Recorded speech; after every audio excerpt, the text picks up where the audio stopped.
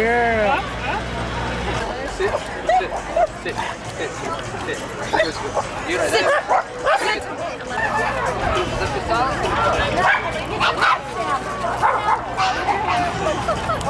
Lexi.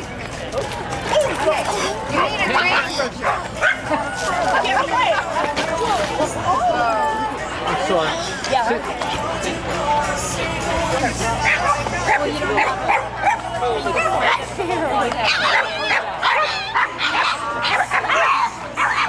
don't have my friend.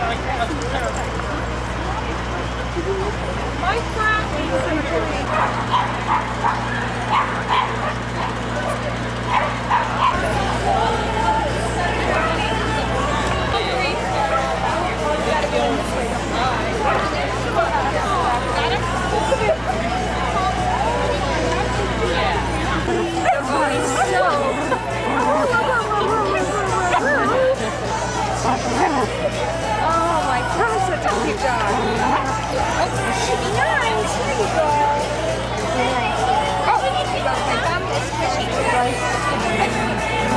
She was on film. Hi. Sheba, look it.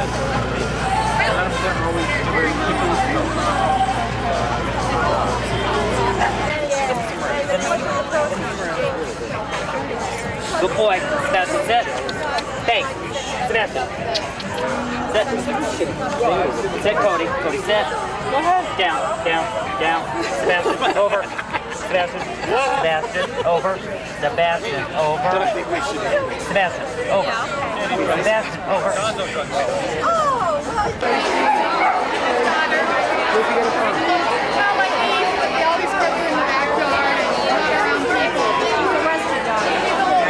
They know you saved their life.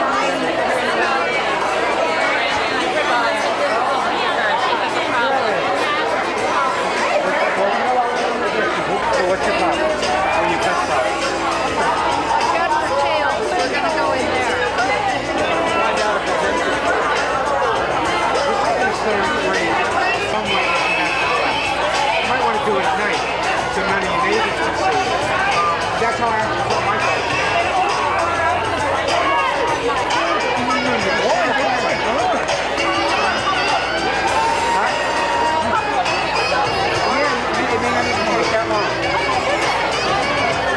It'll work. He's always acting when it's hot. My therapist on his show. You should hear what my therapist says about that. Thank you. Enjoy. Hey, guys. Hi. How are you? Hey, Squirt. Hey, Squirt. He's got chicken on him. Got chicken. Did you all of a sudden?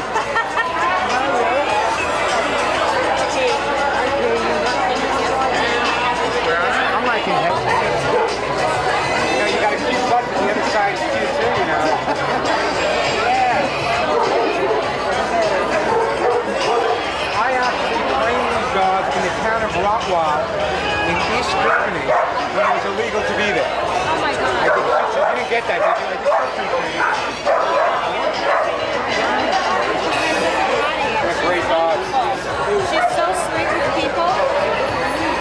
I'm just looking for a tail. It's a Pembroke. So I just have to, you know, you gotta look at the back.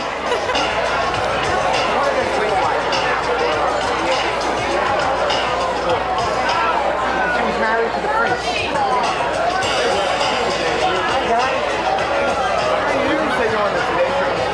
No, I'll be on the Today Show Wednesday. My mother saw you on TV. I do the local show, and I do the other Today Show. I was going to say, my God, that would be wild. Sorry. That's okay. I do some more big videos. I was just in a shelter in New Jersey, and while I was there, they broke up a fighting ring. And they just took the dogs out of the cup, and had chains around their neck, and the skin was grown over them. And they had an 8-week-old puppy that they had 20 years with a scissor. No one has seen it. He gets along with people. Crazy people love kids.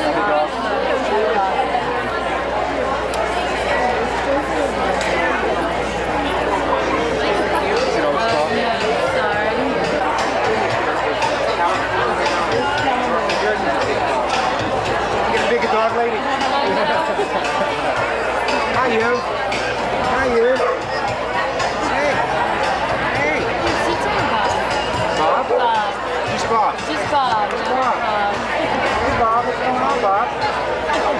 worked with some bloodhounds at the World Trade Center. Had to be there. Right? Not since that movie came out. Hi, Psycho.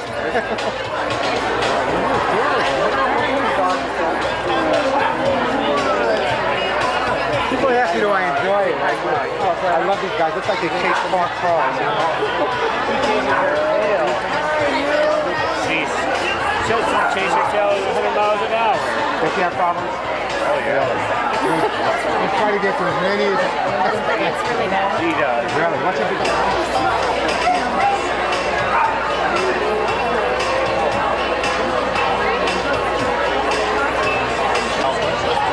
What if you take them out of the house together? It doesn't matter. Did you get her together? He may call you up. And who's this? This is Humphrey. Oh, that's right. I met Humphrey.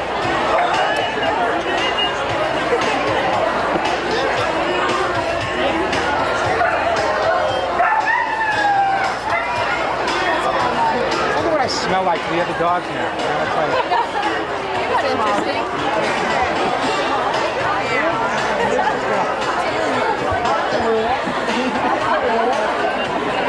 hold her back. We're going to be open after the show. Yeah, until around 10:30. Bastion, who is customer relations store security. And of course we've got Cody, who is the office manager who manages to do no work whatsoever. So I'm always overwhelmed. Next time to our first Mackies party.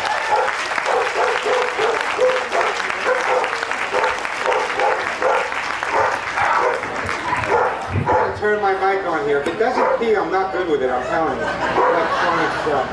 All right, so how does one become an animal psychologist? It took me 30 years to explain it to my mother, and she still said, up until she passed away, what is it you do for a living? Here's the story, folks. I trained for many, many years in Southeast Asia and Europe, and I came back to the United States and I said, you know, what America needs is an animal psychologist. And my mother and father tried to get me into therapy real quick. But how do you get a job as an animal therapist? In the New York Times, no listing. The only job I could find was at a dry cleaners. You guys go to dry cleaners, people would come in on a weekly basis. I'd see dog hair, I'd see cat hair, we'd start talking. My dog's peeing, my dog's mounting my grandmother, what do I do? And I'd solve their problems. So I said to my wife at the time, I said, you know, Faye, there's a need for what I have, but how do I get it across to the public that it's available?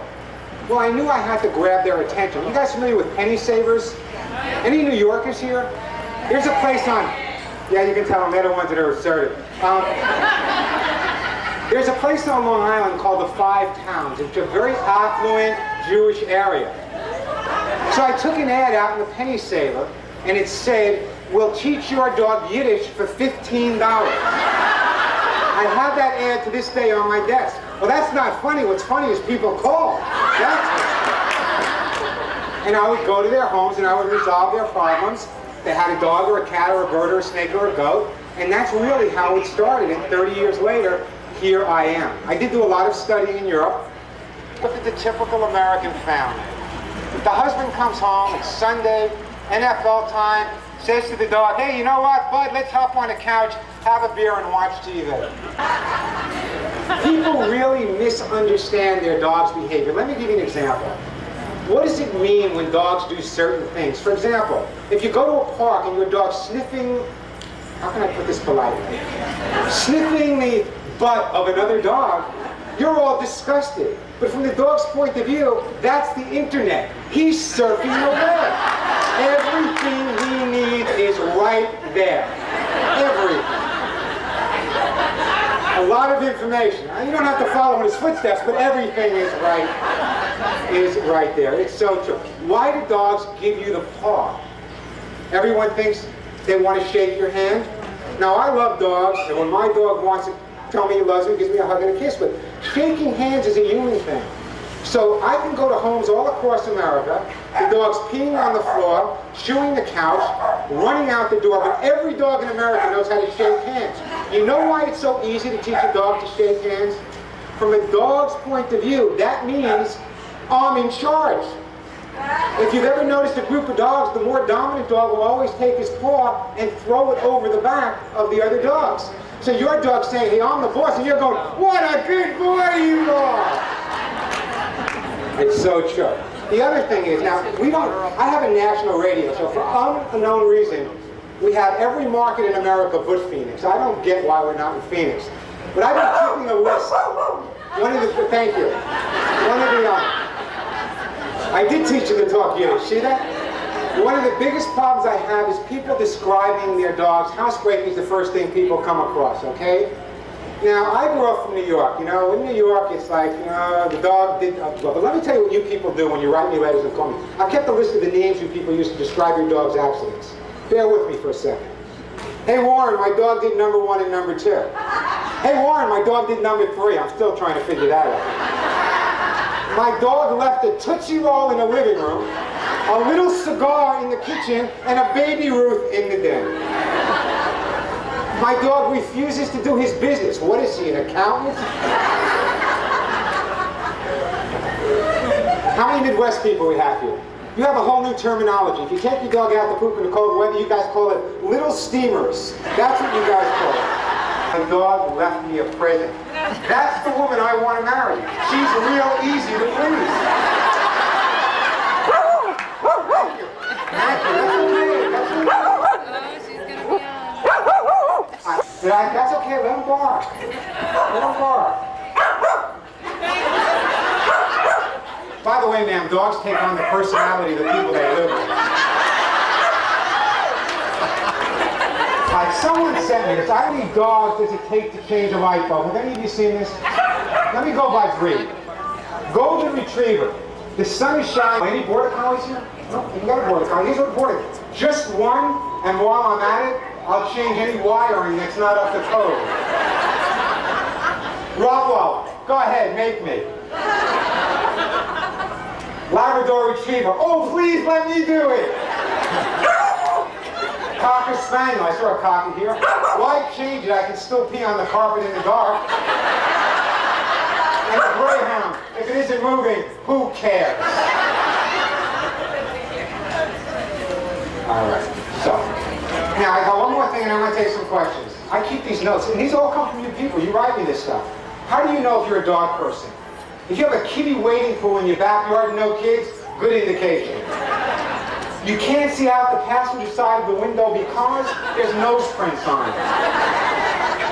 Poop, the word poop has become a source of conversation for you and your significant other. You have 32 different names for your dog and none of them make sense. It's true. I remember working with a dog named Duke. That's when I started. The next week it was Dookie. Then it was the Dukester. Mr. Dookie. Mr. Duke. You put an extra blanket on the bed so your dog can be comfortable. You'd rather stay home Saturday night and cuddle your dog than go to the movies. Your parents refer to your pet as the grand dog. And you won't get this unless you live on the East Coast or in the Midwest. But when it snows, you shovel a path so your dog can find his favorite bathroom spot. The zigzag in your backyard. Alright, so what are the problems that I deal with on a regular basis? Called me up, she lived in New York City, I'll never forget it, Gramercy Park. Warren, I can't date. My first reaction is, man, you're calling the wrong therapist.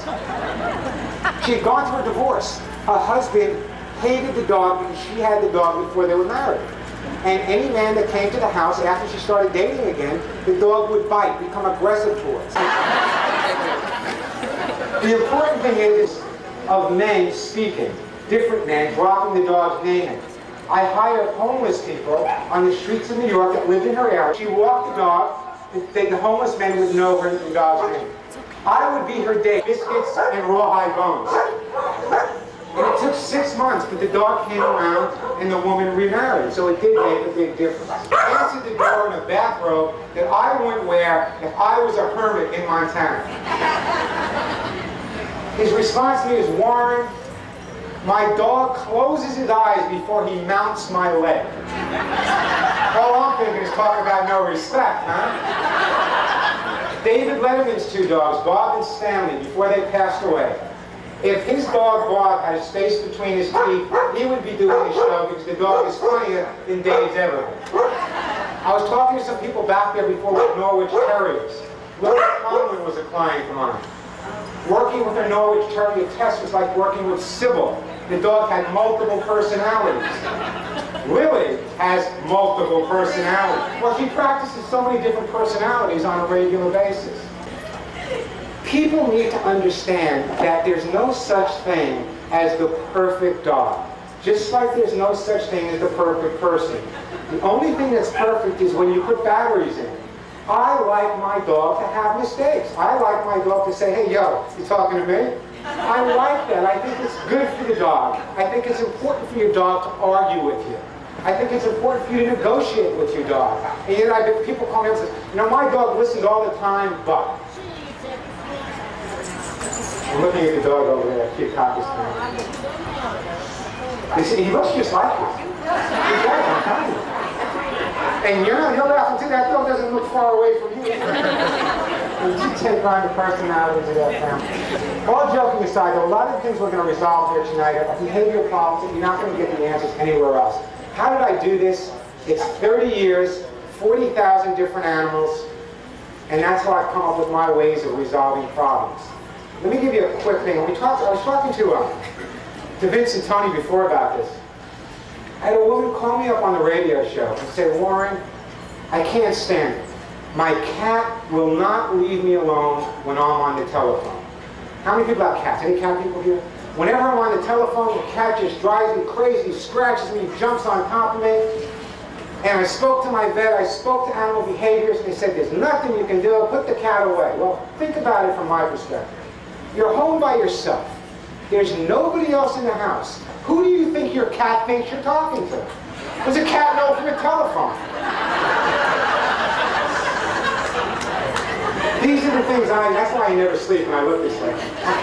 You people constantly come up with new ideas. Like, I had a woman call me up, she has a cat, her fiance has a dog.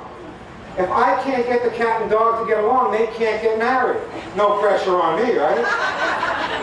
But a lot of the behaviors that our dogs display, it's important for us to understand. One of the things that I do is when I'm working with an animal, I'm always in this position.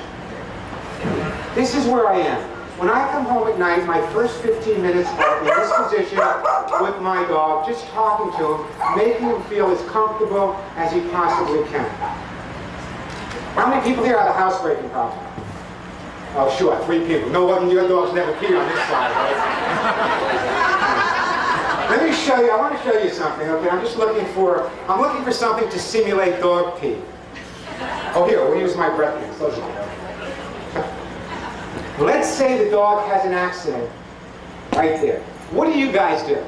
You take the dog over to the accident and you say, bad dog, phooey, what did you do? Wait till daddy comes home. All you've done by showing the dog this accident here is saying, you know what? It's bad to go here. So what does your dog say? No problem, Mom. Tomorrow I'll go here, or I'll go here, or I'll go here. And then what do you clean up with? You run to the cupboard, you get Mr. Clean, Top Job, ammonia. You ever smell a baby's diaper? Smells like ammonia? When you clean up with ammonia, you might as well pee on the floor. You're putting that in the same order you're trying to lift up. But there are products on the market that make it easier. I had a woman ask me about a chewing problem.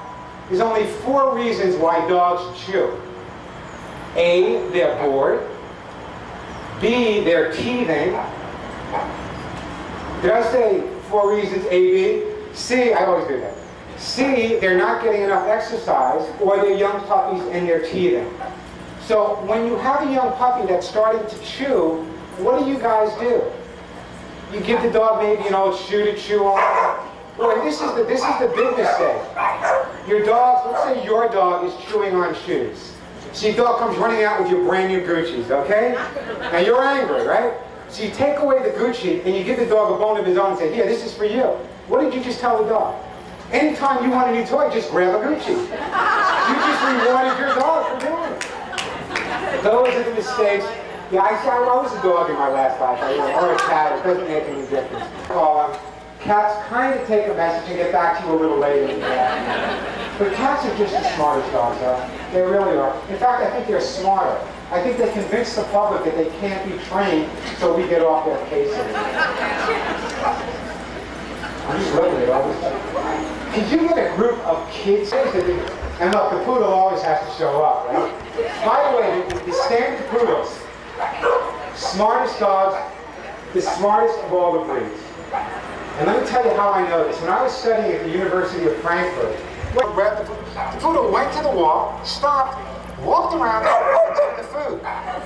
All these German behaviors are saying, look how stupid these dogs are. And I'm saying stupid. If there's a wall and I don't have to go over, I can go around. And ever since then, I've always been of the belief that poodles are by far. The biggest problem that you people have with your pets is the lack of consistency. One person telling the dog to do one thing, another person telling the dog to do something else. Mom, give me $5. No. Hey, Pop, give me $5. Okay, Warren, here you go. What are you teaching? Dogs learn, and this is key here. And you'll see when I start analyzing your pets. Dogs learn through the associative memory. What does that mean? That means if you do something 9 times right, and you blow it the 10th time, that's the time they remember. So continuity is really, really critical. You guys got some strange looking dogs in Arizona. You guys see this from my perspective. I got this dog over here licking himself, this dog over here scratching himself, not embarrassed, just hanging out, having a good time. It really is more laid back on the West Coast. See, in New York, you would never have this. New York dogs would be going, yo, I'm tougher than you are. Yo, Jersey, I'm telling you, New York dogs are. But think about a New York dog. Think about New York City dogs. Within 1 block, they got to deal with the guy carrying the pizza, the Chinese food, the Korean grocer on the corner, the taxi cab drivers, God knows what language they're yelling at each other. But New York City dogs have it because they get a lot more mental stimulation than a lot of your dogs do. I'm a big fan of playgroups. I'm a big fan of organizing. Where I live in Santa Monica, we have earthquakes. And so we've organized groups of people that if, God forbid, you have a dog and you have a dog and you're working, there's always someone in the neighborhood in case there's a disaster that know who has the animals and they can do something. I think everyone should set something like that up. Now, we raised thousands upon thousands of dollars when you guys had the Show fires recently. I went on my radio station, the American Humane Association, for their Red Star Fund, and raised literally thousands upon thousands of dollars and donated it to them. Now, it wasn't thank you, it was thank you. Another thing I was able to do is the World, I'm a New Yorker, and we have a lot of New Yorkers here. I was the first media person to go to the World Trade Center after the attacks. The reason I was allowed in was because I was working with the New York City Police Department Canine Unit. My specialty in the military was teaching dogs to sniff out drugs, which was good for me. I always had the best drugs. Just joking. And incendiary devices as well. When we got there, and I was talking to someone about this today, when we got there, first of all, the devastation was horrible. But a lot of people didn't realize that the dogs that were working on 9/11 are not going to last more than a year or so. And when people say why, we were there, most of the rescue workers had masks on. These dogs had their nose to the ground 24 hours, 7 days a week. And all of the fumes and stuff that they took in. So again, I turned to a major pet foundation, and that's the reason I went to New York, and we were able to donate $250,000 to the New York City Police Canine Unit for the care of their dogs. And it's so important that we appreciate what these dogs have done to save the lives and help us. And sometimes we don't. We don't. So, you know, from time to time, if you see someone saying, whether it be the Animal Welfare League Arizona, and they need a few bucks, and you have a few bucks in your pocket, these people do a job that is unbelievable. You know, I recently was at an organization called the Associated Humane Society in New Jersey. And while I was there, I was doing the Today Show. What I did is I picked out 3 dogs that were going to be killed the next day. I took them, I did doggy makeovers, brought them on the show, and they all found homes the next day, which is amazing. Because the same dog would have never found a home because he looked at that, just goes to show you to go to a shelter. But anyway, they brought in 2 truckloads of pit bulls. And they were fighting pit bulls that were confiscated. And they were the sweetest, all scarred up, but the sweetest. the most docile dogs. So these humane organizations like Animal Welfare in Arizona, if you got a buck or you got some time, help them out. Everyone thinks someone else is going to do it. And then I get the criticism from people and say, Warren, you're more concerned about animals than you are about people. I don't always argue with them. But the bottom line is, I have done my own research, and people that donate money to animal organizations are the same people that are donating money to the human charities. So don't let anyone make you feel guilty because you're helping pets at the same time. You guys ready for some pet therapy? Yeah. Ready to be analyzed? Yeah. Anybody here mind if I make fun of you? I want to know right up front. You do, huh? Well, you're the first person I'll make fun of. And buy those.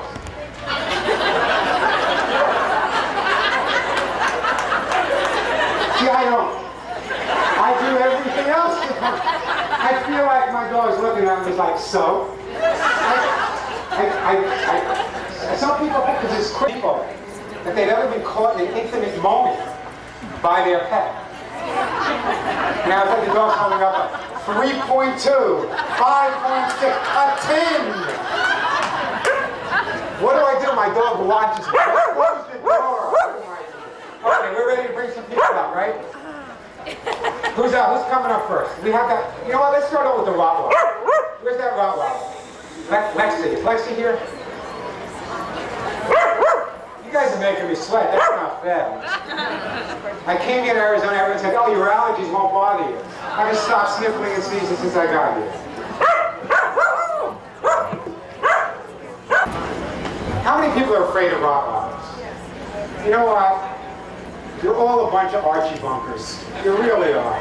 They're the greatest dogs in the world. They were the butcher's dog. They're just super duper dogs. What you put in is what you get out. If you take a schnauzer and put him in a crack house with a bunch of nasty people, you have a nasty schnauzer. You take a Rottweiler, obviously he has a pretty good home. Take a Rottweiler and give him a lot of loving, hugging, and kissing, and what do you get? What do you get? Thank you. Yeah, thank you. My nose still in? She thinks she owns the whole house. Well, tell me, what does she do? When do you think she owns the whole house? She gets on the bed. She sleeps with us. She gets on the sofa. Is there a problem with sleeping with your dog? Well, for me, no. For my husband, yes. Well, that's why God created couches.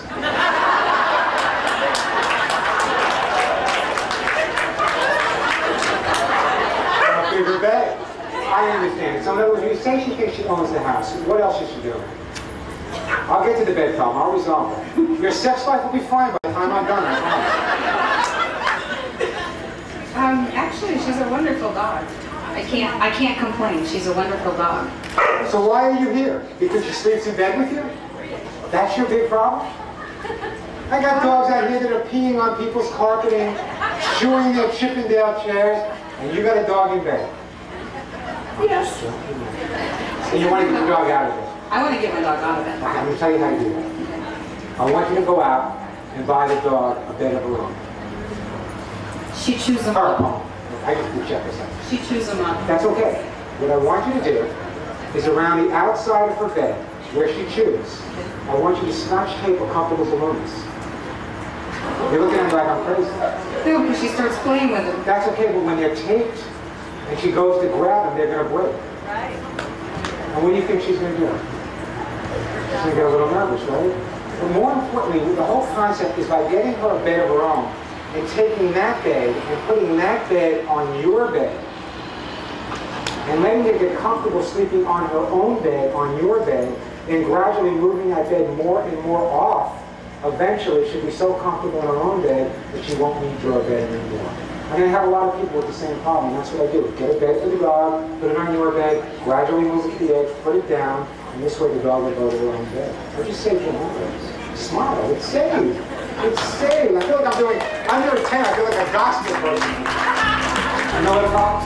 That's it. You know the problem, son, and she's